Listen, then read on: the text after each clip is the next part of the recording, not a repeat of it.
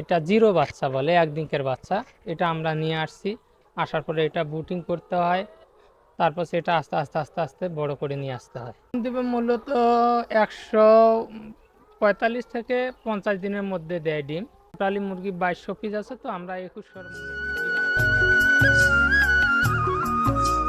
ব্যাপক অর্থে জীবিকা অর্জনের জন্য কোনো মানুষ অন্যের উপর নির্ভর না করে নিজের প্রচেষ্টায় কর্মসংস্থানের ব্যবস্থা করলে তাকে আত্মকর্মসংস্থান বা স্বকর্মসংস্থান বলা হয়। আর তাই আজকের গল্পে থাকছে নীলফামারী জেলার পুলহাট বাজারের প্রত্যন্ত গ্রাম অঞ্চলে অবস্থিত জামান ভাইয়ের মুরগি ফার্মের মুরগি পালনের সব তথ্য। তাই ভিডিওটি শেয়ার করে সম্পূর্ণ দেখার অনুরোধ রইল। কিন্তু এই যে ওইটা হচ্ছে মুরগির ফার্ম, পোলট্রি ফার্ম। এই যে রাস্তার সাইডেই, এদিকে হচ্ছে পুলহাট বাজার। পুলহাট বাজার থেকে দক্ষিণে ডান দিকে অপোজিটে ফাইনালি আমরা চলে এসেছি জামান ভাইয়ের পোলট্রি ফার্ম। এই যে আমরা এখন ফার্মের ভিতরে ঢুকবো।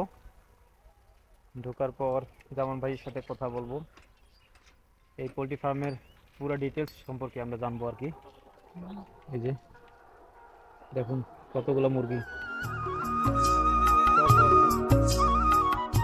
প্রত্যন্ত গ্রাম অঞ্চলে ফসলের মাঠের বুক চিরে বয়ে উঠেছে একটি সফল উদ্যোক্তার গল্প। বলেছিলাম নীলফামারী জেলার পুলহাট অঞ্চলের মুরগি খামারের একটি সফল উদ্যোক্তা জামান ভাইয়ের কথা। তিনি স্বল্প কিছু অর্থ নিয়ে একটি মুরগি খামারের উদ্যোগ গ্রহণ করেছিলেন। বর্তমানে তিনি লাখ লাখ টাকা ইনকাম করেন।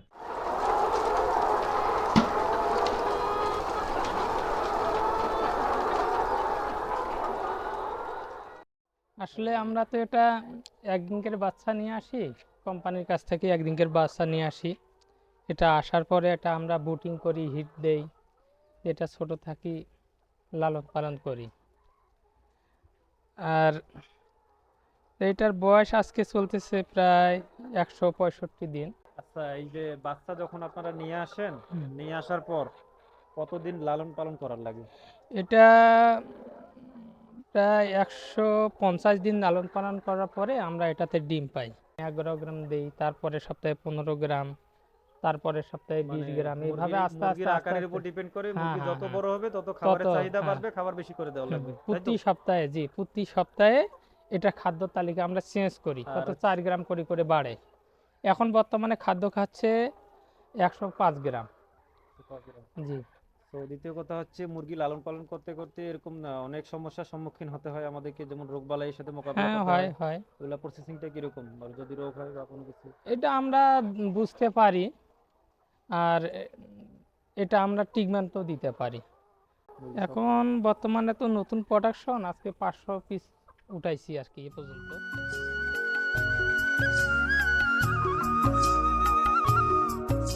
এই খামারটি একটি টিন শেডের তৈরি এবং যা প্লাস্টার করানো, যা একটি মনোরম পরিবেশে দৃষ্টি আকর্ষণ করে।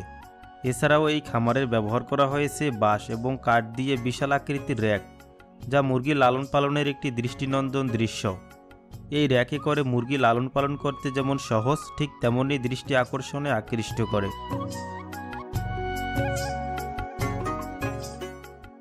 4 মাস পরে আর একটা শেড উঠাবো, ওটা 2500 শেড উঠাবো। 2500 কি এখানে জায়গা হবে?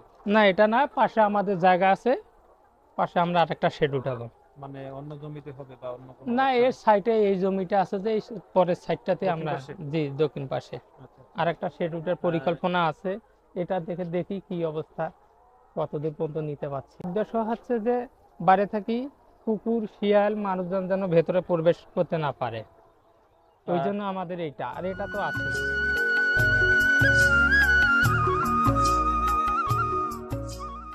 এছাড়াও খামারের চারদিকে তারকাটা দিয়ে ঘেরানো রয়েছে, যাতে করে কুকুর শিয়াল ইত্যাদি বিভিন্ন ধরনের জীবজন্তুর হাত থেকে খামারের মুরগিগুলোকে রক্ষা করানো যায়।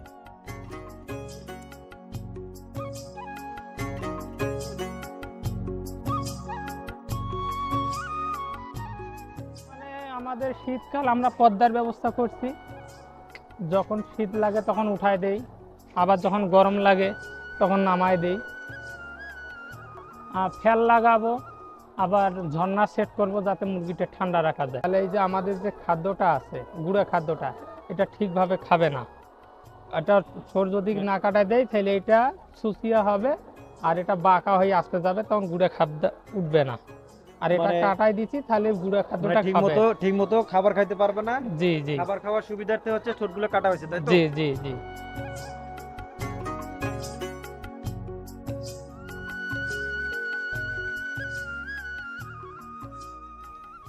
সো দর্শক, এতক্ষণ আমরা একজন সফল খামারি ভাইয়ের সাথে কথা বললাম।